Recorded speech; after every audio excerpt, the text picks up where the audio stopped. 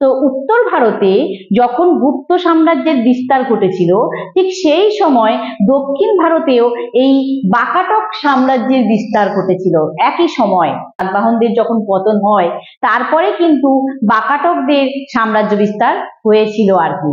এরা দক্ষিণ মানে সাতবাহনদের পর তারা দক্ষিণ ভারত এবং মধ্য ভারতের বেশ বড় এলাকা জুড়ে তারা কিন্তু সাম্রাজ্য বিস্তার করেছিল। আর এই বাকাটকদের রাজা রুদ্রসেন, দ্বিতীয় রুদ্রসেনের সঙ্গে এই গুপ্ত সম্রাট দ্বিতীয় চন্দ্রগুপ্তের মেয়ে প্রভাবতী গুপ্তার বিয়ে হয়েছিল। এবং তারপর যখন রাজা দ্বিতীয় রুদ্রসেন মারা যান, তারপর কিন্তু এই প্রভাবতী গুপ্তাই কিন্তু বাকাটক শাসন ব্যবস্থাকে এগিয়ে নিয়ে গিয়েছিলেন।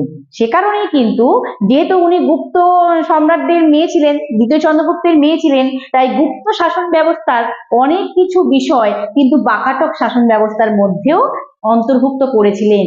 তাই দুটো শাসন ব্যবস্থার মধ্যে কিন্তু অনেক কিছু মিল পাওয়া যায়।